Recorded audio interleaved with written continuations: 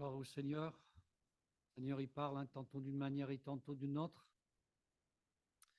Et quand il y a une continuité, c'est bien. Et justement, dans cette soirée de prière, on va parler de la prière. Et nous avions commencé plusieurs séries, en tout cas sur Vienne, concernant la prière. 2 séries, une qui s'appelle et qui est en cours, et dont je ne sais pas quand est-ce qu'elle se terminera, tellement la prière, le sujet de la prière est vaste. C'est voilà, les prières dans la Bible. Donc ça, c'est une série qui a commencé, je ne sais plus quand d'ailleurs. Et puis, comment prier? Comment prier? Voilà, on va voir un des thèmes à travers donc ce texte de base que nous trouvons, qui est en fait, vous savez, la fameuse scène où les disciples viennent voir Jésus et lui demandent comment prier. Alors, on va prendre ce texte, qui est dans Matthieu, chapitre 6, si les frères peuvent afficher les différents versets. Voilà.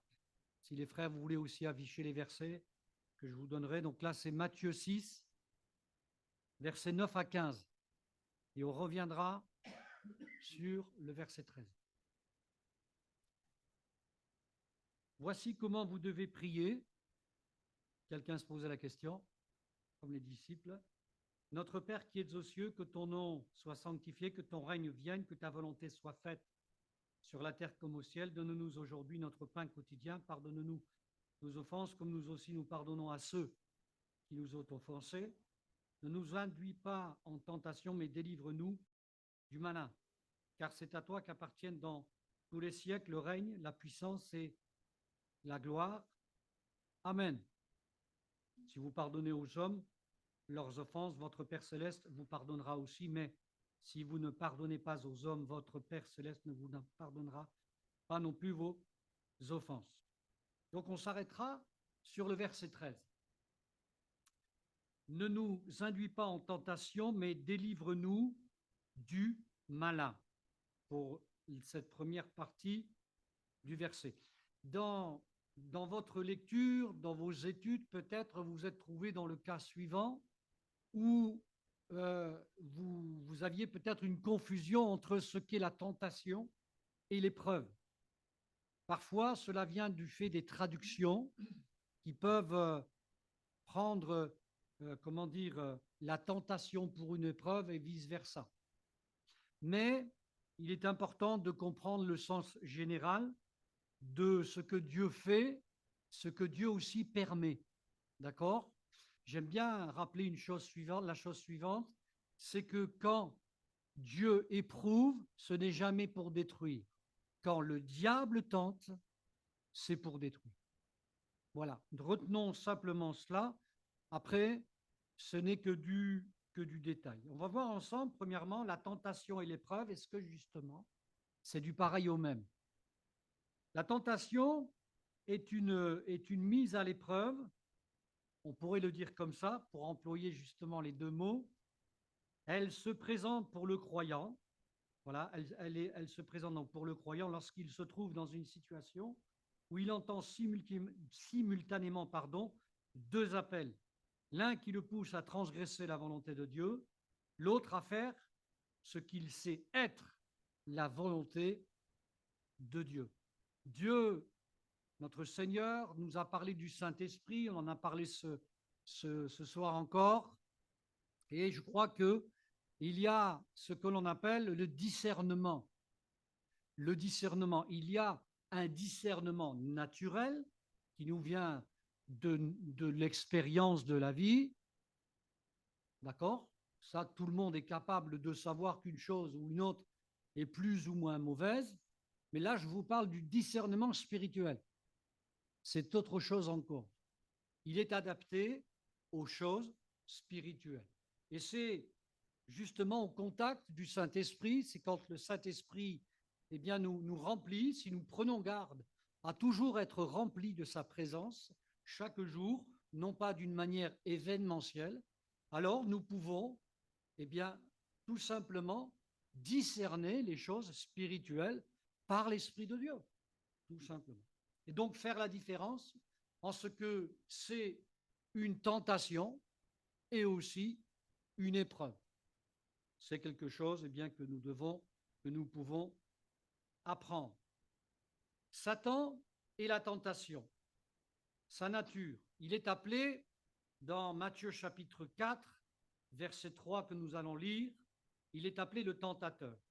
Ce texte nous dit, Matthieu 4, 3, le tentateur s'étant approché lui dit, donc c'est la tentation concernant Jésus, si tu es le Fils de Dieu, ordonne que ces pierres deviennent des pains. Vous voyez que là, Jésus n'a pas été exempté d'être tenté.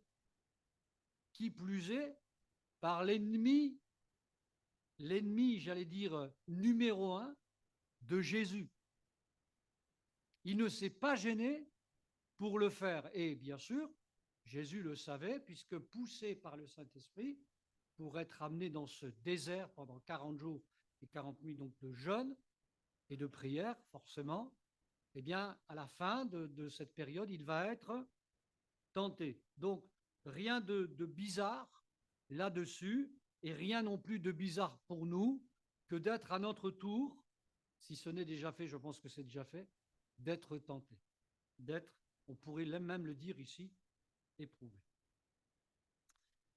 Il est appelé donc aussi le méchant. Vous savez que Satan a plusieurs qualificatifs qui ne sont pas, je dirais, des qualificatifs honorables.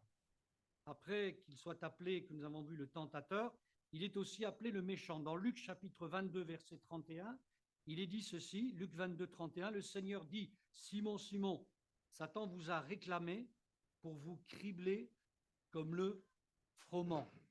Il était animé d'une telle haine.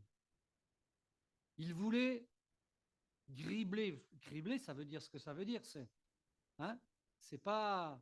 Il voulait les assommer, il voulait les rayer de la carte. Est-ce que vous pensez que c'est la même chose avec nous? Bien sûr que oui. Bien sûr que oui. N'ayons pas peur pour autant. N'ayons pas peur de ce qu'il peut faire, parce que nous sommes sous la protection de Dieu. Pour autant, soyons aussi quand même prudents. J'ai connu des personnes qui jouaient, sous prétexte qu'elles étaient chrétiennes ou chrétiens, faisaient un petit peu, comment dire, tenter le tentateur, en disant, moi je suis chrétien, et finalement, toi, non, non, non, ce n'est pas ce que Jésus a fait. Et c'est important de bien comprendre cela. Résistons simplement lorsque la tentation est là, pour ne pas tomber, justement, comme le dit, ne nous induis pas, ne permet pas que nous entrions en tentation, comme le dit cette prière que Jésus nous donne. Il est appelé aussi, Satan, l'adversaire.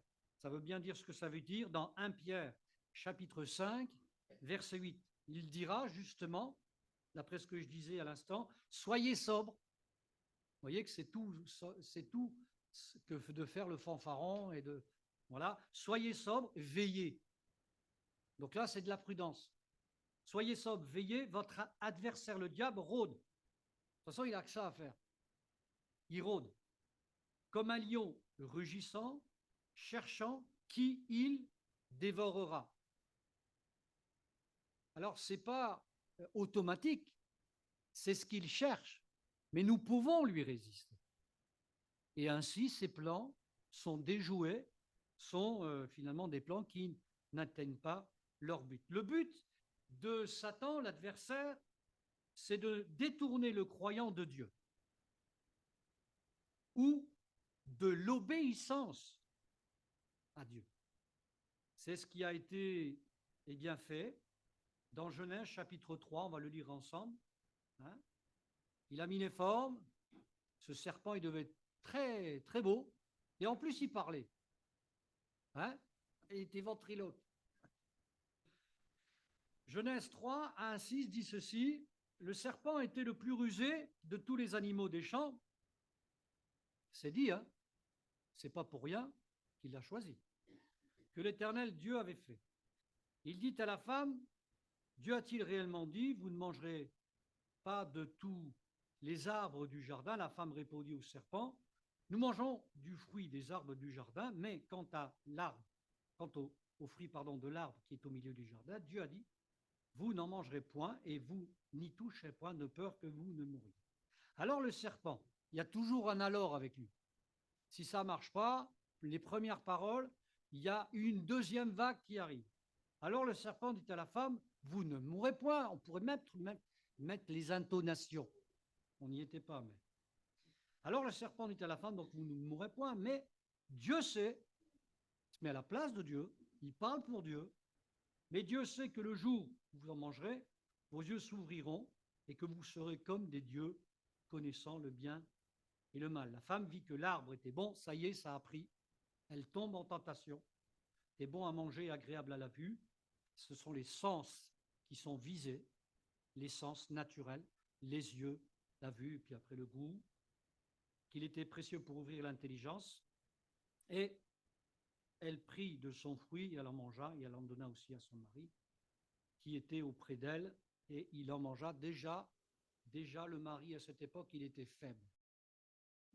Je suis désolé de vous le dire, mais c'est aujourd'hui un problème. Je ne parle pas de machisme, je ne parle pas de l'homme, vous voyez ce que je veux dire, qui s'impose, ça n'a rien à voir avec ça. Mais déjà, il avait perdu son rôle. Et ça, c'est grave. Donc la tentation a fonctionné. Malheureusement, on peut dire malheureusement, parce que ce n'était pas le plan de Dieu. Ce n'était pas le désir de Dieu. Dans 1 Thessaloniciens, chapitre 3, verset 16, il est dit ceci. Ainsi, dans mon impatience, j'envoyais m'informer de votre foi dans la crainte que le tentateur ne vous eût tenté et que nous n'eussions travaillé en vain. C'est un souci, ça, que les églises se portent bien, que la vie des chrétiens, des chrétiennes progresse. C'est un souci. Paul le dira, il avait dans toutes ces, tout ce qu'il pouvait vivre comme, difficulté, il avait, le dira-t-il, le souci des églises. Moi, personnellement, je pense que les frères qui sont là, les anciens, et puis je pense nous tous, si nous sommes là pour prier, nous avons le souci des églises. Pour que nous avons prié d'ailleurs, pour ceux qui reviennent, pour ceux qui ont fréquenté l'église un temps, etc., pour ceux de nos familles, etc., etc. Parce que nous savons que l'ennemi rôde et qu'il va vouloir attaquer de différentes manières le peuple de Dieu qu'il désire attaquer plus que les autres, parce que les autres, il les domine. Ceux qui ne sont pas au Seigneur, il les domine. Il faut que ce soit clair.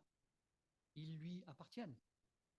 Et c'est pour ça que nous avons intérêt plus que jamais à prêcher l'Évangile pour qu'ils soient arrachés aux griffes de l'ennemi et qu'ils deviennent des enfants de Dieu, qu'ils soient complètement libérés. 2 Corinthiens, chapitre 2, verset 11, dit ceci, afin de ne pas laisser à Satan l'avantage sur nous, car nous n'ignorons pas ses desseins. Un chrétien, une chrétienne, c'est quelqu'un qui sait qui est son ennemi et qui connaît ses plans.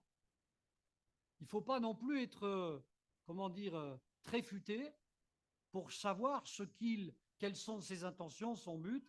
On vient juste de le résumer en quelques points déjà ce soir.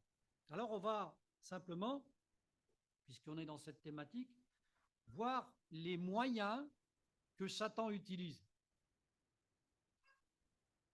Alors, un des premiers moyens que je cite, celui-là, il est gros comme un camion, c'est le doute. Je vous fais grâce de me répondre à la question, n'avez-vous jamais douté? Peut-être qu'en ce moment, vous doutez. Vous êtes peut-être face à une question, peut-être que vous êtes face à un dilemme, je ne sais pas ce qui peut arriver.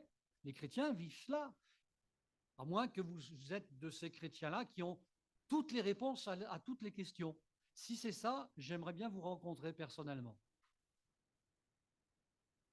J'aimerais bien avoir un entretien privé avec vous.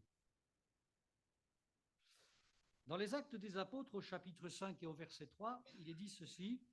Pierre lui dit, Ananias, pourquoi Satan a-t-il rempli ton cœur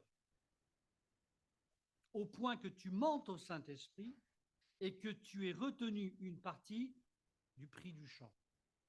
Comment ça se fait qu'Ananias et Saphira, qui va suivre, puisqu'ils vont être interrogés tous les deux à la suite, comment ça se fait, après avoir vécu un tel réveil, une manifestation du Saint-Esprit? Ça me permet de vous dire qu'un réveil ne règle pas tout.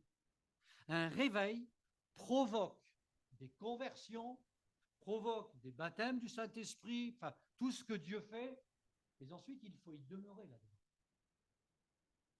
Sinon on reste dans l'événementiel. Et il y en a qui vont de réveil en réveil, d'églises plus ou moins animées que les autres. Et ils ne se fixent jamais. C'est terrible ça, je pense. Alors, comment ça se fait qu'après avoir vécu tant de choses, spirituellement parlant, on puisse arriver à ce point à être capable de mentir au Saint-Esprit, de mentir aussi à soi-même? Comment? C'est terrible quand même. On se dit, ça ne doit pas être possible de vivre ça. Et pourtant, c'est dans la Bible pour que nous puissions en prendre exemple. Eh bien parce qu'il y a eu certainement l'ennemi qui a mis le doute. Le doute. On ne sait pas ce qu'il a formulé, on ne sait pas, ce n'est pas intéressant, mais en tout cas, il a semé le doute. Terrible, hein? Les autres qui avaient vendu leurs propriétés et qui les mettaient à disposition pour que personne ne manque, n'avaient pas eu ce problème, mais eux, ils ont eu ce problème. Et donc, c'est pour ça que la Bible nous dit, à chaque instant, à chaque moment, à chaque période de notre vie, de veiller sur notre cœur plus que toute autre chose, car de lui dépendent les sources de la vie, etc., etc. Le thermostat de l'âme, c'est notre cœur. Et il faut y faire très attention, parce qu'il y en a un qui veut le conquérir à nouveau, par nos pensées et parfois par le doute. Il se déguise, vous le savez, et ça va être très prononcé dans la fin des temps, il se déguise en ange de lumière. 2 Corinthiens 11, 14 dit ceci, et cela n'est pas étonnant, puisque Satan lui-même se déguise en ange de lumière, comme le dira Paul. Il a l'habit, il a les paroles, le jargon religieux, il a tout ça, il a tout l'apparat. Mais derrière, à un moment donné, vous savez, un peu comme un scorpion, vous savez, le scorpion, vous l'avez, des fois, pac, ça pique. Et c'est fini. C'est terrible, hein? C'est parce qu'on était en train de s'endormir, c'est pour ça. C'est pas grave, c'est pas grave. Et c'est important de comprendre cela parce que je pense que dans toutes les époques où l'Église, justement, a fait des progrès, Satan désire toujours reprendre du terrain. Et vous pourrez regarder ça historiquement, d'après l'histoire des réveils. À un moment donné, l'Église a été bénie, puis ensuite l'Église, parfois, a commencé à investir dans des choses terrestres. Elle a commencé à s'asseoir sur ses acquis, et puis la vie de l'esprit a commencé à diminuer, etc., etc. Si ça n'était pas le cas, le Seigneur ne serait pas obligé d'envoyer des réveils. Et les réveils, vous pourrez vérifier, il les envoie toujours dans sa maison, en premier, dans son église. Parce qu'il veut toujours se servir de nous. Et qu'ensuite, eh bien, nous puissions être propulsés à faire ce à quoi nous sommes appelés. Prêcher l'évangile. Dieu et la tentation. Donc le diable ne peut tenter, c'est important ça, qu'avec la permission de Dieu. Ça, c'est très important. Il n'est pas tout seul là, d'accord? Dieu règne. Ça peut paraître, comment dire, bizarre, mais c'est vrai. Et on voit ça d'une manière très, très caractéristique dans le livre de Job. Dans Job, chapitre 1, verset 12, il est dit ceci, l'Éternel dit à Satan, voici tout ce qui lui appartient, donc à Job, je te le livre, seulement ne porte pas la main sur lui. Et Satan se retira de devant la face de l'Éternel. Job 2,6, l'Éternel dit à Satan, voici je te livre seulement, etc. C'est très important, mes frères et sœurs, parce que lorsque vous pensez à l'épreuve, peut-être par laquelle vous passez, et parfois il y a des épreuves, c'est comme l'accordéon, hein, voilà, hein, quand il s'étire, souvenez-vous, souvenez-vous de ce que le Seigneur nous rappelle aussi, qu'il n'ira jamais au-delà de nos forces. Ça prouve bien qu'il est au-dessus, d'accord? Ne confondons pas Dieu et Satan. C'est très important. Parfois, vous savez, dans l'épreuve, on fixe toujours, où certaines personnes disent, mais c'est pas normal, mais oh là là, il y a ça, il y a ça. Dieu est au contrôle. D'accord? C'est très important de savoir que qui est au contrôle.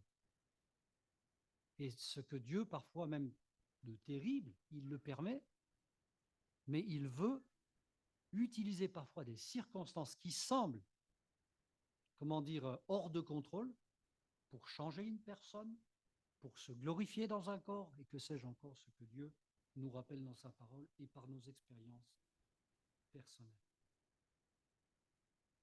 Dieu permet la tentation car elle constitue, dans le sens d'épreuve, une épreuve de la foi destinée à fortifier le croyant. Quand on est en manque de foi, qu'est-ce qu'il fait? Il nous exhorte. Et ainsi, notre foi est fortifiée. Notre foi grandit. Et nous pouvons tous le dire qu'au fur et à mesure que nous nous sommes laissés guider, parce que des fois on ne se laisse pas trop guider, des fois on ne comprend pas, eh bien, avec le recul, on ne peut le voir qu'avec le recul, nous pouvons nous exprimer en disant, après coup, Seigneur, je te remercie même pour cette épreuve. C'était pas facile, on va le dire à avaler, mais j'ai grandi dans la foi. Et ainsi, nous devenons plus matures et capables d'exhorter celles et ceux qui peut-être sont plus jeunes dans la foi, et nous pourrons les exhorter. Attention comment nous le faisons, bien sûr. Voilà. Mais nous pouvons, et ça sert aussi à ça, à pouvoir exhorter ceux qui en ont besoin quand le moment viendra. Et puis, je pense qu'il est bon de nous rappeler que lorsque nous grandissons dans la foi, qui est honoré? C'est Dieu. Dieu est honoré. Il y en a un qui n'est pas content, mais tant pis pour lui. Dans Jacques chapitre 1, versets 2 à 4, je vous cite ces textes rapidement. Jacques 1, 2 à 4, il est dit, mes frères, regardez comme un sujet de joie complète, je ne sais pas si vous serez d'accord, les diverses épreuves auxquelles vous pouvez être exposés. Donc, d'accord? On sait qu'on va vivre des épreuves encore. Sachant que l'épreuve de votre foi produit la patience. Si vous n'êtes pas patient, vous ne vous étonnez pas, vous qui avez fait un pacte avec Dieu, qu'il vous éprouve pour que vous soyez patient. Je crois que s'il y a bien une qualité que ce monde n'a pas, c'est la patience. Il faut toujours aller vite, il faut, hein, et même des fois, nous les pasteurs, il faudrait qu'on réponde dans la seconde qui suit le message. On n'a même pas le temps de réfléchir, il faut qu'on réponde, on doit tout savoir d'ailleurs. Je parle pour quelques personnes, attention, hein, bien sûr. Donc produit la patience, mais il faut que la patience accomplisse parfaitement son œuvre. Vous voyez, ça va encore plus loin que la patience, afin que vous soyez parfaits et accomplis sans faillir en rien. Donc, patient, oui, mais que vous soyez parfait. C'est-à-dire que vous êtes patient et que vous le restiez dans tous les domaines. Quoi qu'il arrive, quoi que le Seigneur permette. Accompli, ça veut aussi dire parfait. Ça veut aussi dire que Dieu peut compter sur nous. Nous sommes fiables. C'est important. Sans faillir en rien. Bon, il y a encore du travail, vous êtes d'accord pour nous tous? Hein, il y a du progrès en perspective. Jacques chapitre 1, verset 12 nous dit « Heureux l'homme qui supporte patiemment la tentation, ou l'épreuve plutôt, car après avoir été éprouvé, il recevra la couronne de vie que le Seigneur a promis à ceux qui l'aiment. » Vous voyez, ce n'est pas du blabla, l'épreuve, la patience. On passe bien au creuset, nous dit la Bible. On passe au creuset. Hein? Dans le creuset, c'est là où on forme la pièce, souvent avec des métaux précieux, selon l'analogie de la parole de Dieu, au creuset. Notre vie, en tant que chrétien, c'est de passer au creuset. Et que le Seigneur nous enlève les scories, voilà, qui vont... voilà, c'est l'image de la sanctification, de la purification. Et puis, 1 Pierre chapitre 1, versets 6 à 7, je vous lis, ne cherchez pas. C'est là ce qui fait votre joie, quoique maintenant, puisqu'il le faut, c'est rappelé, vous soyez attristés pour un peu de temps par diverses épreuves, afin que l'épreuve de votre foi, plus précieuse que l'or périssable, qui est cependant est éprouvé par le feu, et pour le résultat, la louange et l'honneur lorsque Jésus-Christ apparaîtra. Vous comprenez que notre vie que Dieu nous donne sert, si le Seigneur nous laisse ici, c'est pour que nous puissions être préparés pour ce jour-là, où nous représenterons la gloire de Dieu. Vous voyez que c'est important. C'est très important de nous laisser débarrasser, purifier, d'entendre la parole de Dieu, de lui obéir, etc., etc. Tout ça contribue au fait que Dieu nous affermit, Dieu nous prépare. Ce n'est pas lui, je parle de Dieu, qui dresse les pièges aux croyants. Ce n'est pas lui qui dresse les pièges. Il y a une différence entre permettre, d'accord, si on prend l'histoire de Job. Vous avez remarqué ce qui a été dit? Ce n'est pas Dieu qui va lui dire, il va lui donner un cadre. Et ce n'est pas lui qui va lui dire en détail de faire ce qu'il a fait. Vous connaissez l'histoire de Job, ça a été terrible. Hein. Ça a été tsunami. Enfin voilà, ça a été terrible ce qui s'est passé pour cet homme. Et ça a duré dans le temps. Dans Jacques chapitre 1, verset 13, il est dit ceci, que personne, lorsqu'il est tenté, ne dise « c'est Dieu qui me tente ». Car Dieu ne peut être tenté par le mal. Et il ne tente lui-même personne. Là, on est vraiment dans la stratégie du diable de tenter pour faire tomber, dans cette traduction ici littérale. Donc si Dieu permet parfois, comme pour Jésus, nous l'avons vu dans le désert, la tentation, c'est dans un but bien précis, d'accord? Mais ce n'est pas Dieu qui va, comme certains le pensent, par un malin plaisir, dire « toi, je vais te tenter, hein. C'est pas du tout ça. » Non, je dis ça parce que certains le pensent, peuvent le penser en tout cas. Donc Dieu contrôle toujours, malgré tout, la tentation. Tout ce qui s'y passe, il est toujours au contrôle, dans le temps et dans son intensité. C'est pour ça que tout à l'heure, je vous ai cité cet extrait de texte qui nous dit que jamais il n'ira au-delà de nos forces. Sinon, on est mort, hein. Tout simplement. Bon, parfois, il permet la mort. Mais parce que derrière, il y a la vie. Bien sûr, heureusement. 1 Corinthiens 10, 13 dit ceci. C'est justement ce que je vous citais tout à l'heure. Aucune tentation ne vous est survenue qui n'a été humaine. Donc déjà, ce n'est pas surnaturel. C'est des tentations qui humainement sont supportables. OK? Parce que sinon, on n'aurait aucune chance. Et Dieu qui est fidèle ne permettra pas que vous soyez tentés au-delà de vos forces, mais avec la tentation, donc avec la tentation, c'est dans le package, il préparera aussi le moyen d'en sortir. Et ça, souvent, on n'y pense pas. Quand on est des fois, on est sous le poids. On ne pense pas que le Seigneur permet, ça des fois on y pense, mais on ne pense pas qu'il a déjà le moyen, il a le moyen qui va avec. Ça fait partie du package, quoi. Donc, il préparera aussi le moyen de s'en sortir afin que vous puissiez la supporter. Donc, si la tentation, comme nous l'avons lu, est supportable humainement, ça n'empêche pas le Seigneur d'utiliser des moyens surnaturels pour nous faire sortir de l'épreuve, par contre. Faisons bien la distinction. Et c'est là où il se glorifie. Donc, la tentation qui peut le permettre, ou l'épreuve, elle est humaine, humainement supportable. Donc, soyons clairs là-dessus. Par contre, plaise à Dieu d'utiliser un moyen surnaturel extraordinaire pour se glorifier pour la sortie de la tentation. Amen. Dieu donne la possibilité donc d'en triompher. 2 Thessaloniciens 3.3. Le Seigneur est fidèle, et il vous affermira et vous préservera du mal. C'est simple à comprendre. Hein. Il peut permettre la tentation, mais il va toujours, son intention, c'est de nous préserver. Et ça, c'est important. Parce que finalement, il a décidé de nous éduquer.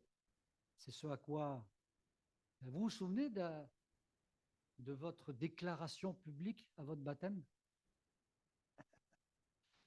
Est-ce que... Bon, après, ça dépend des questions du pasteur, hein, mais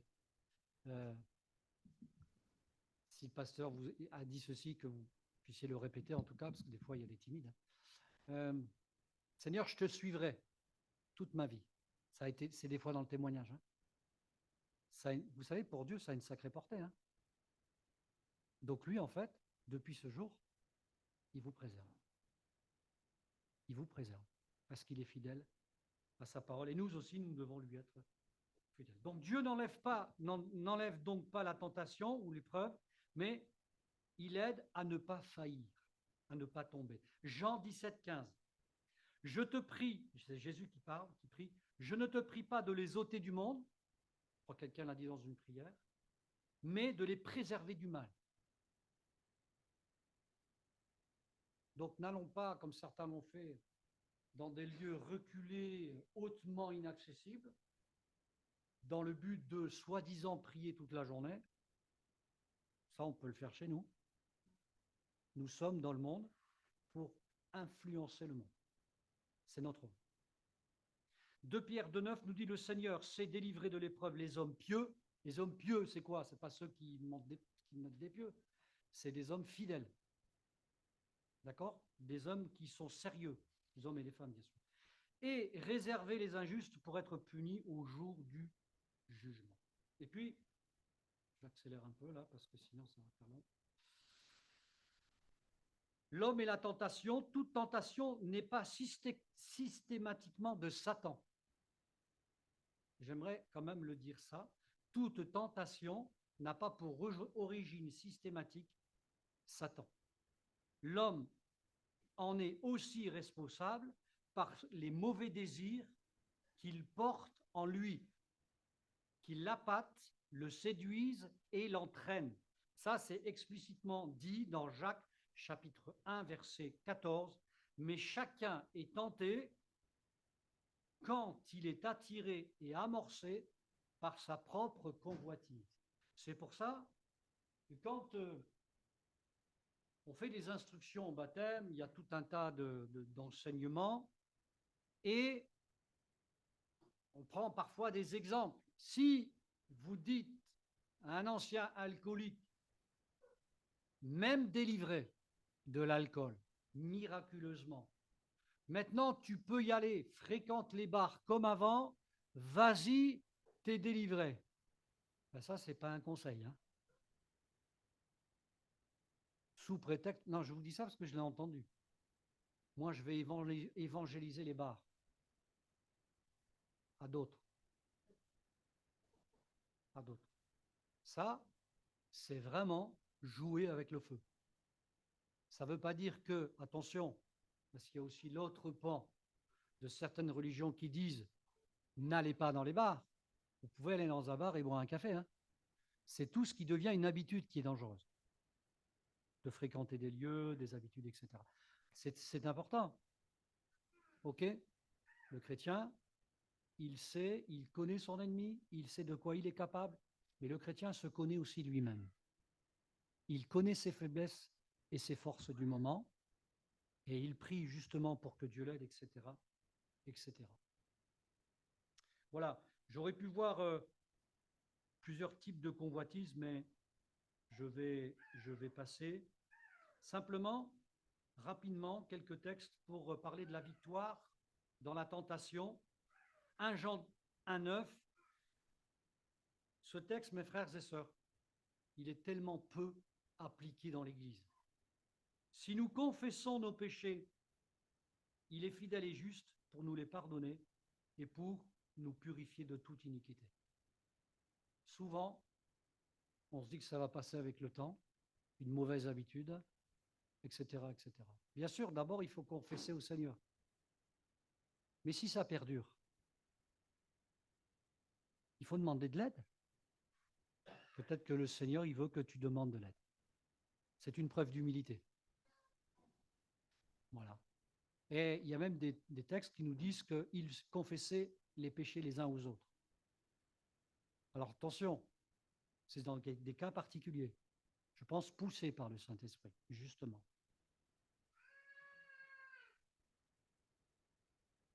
1 Jean 2, 1, 2, mes petits enfants, je vous écris ces choses afin que vous ne péchiez point. Et si quelqu'un a péché, nous avons un avocat auprès du Père. Important de le rappeler, celui-là. Jésus-Christ le juste, il est lui-même une victime expiatoire pour nos péchés, non seulement pour les nôtres, mais aussi pour ceux du monde entier. Hébreux 4, 13, car nous n'avons pas un souverain sacrificateur qui ne puisse compatir.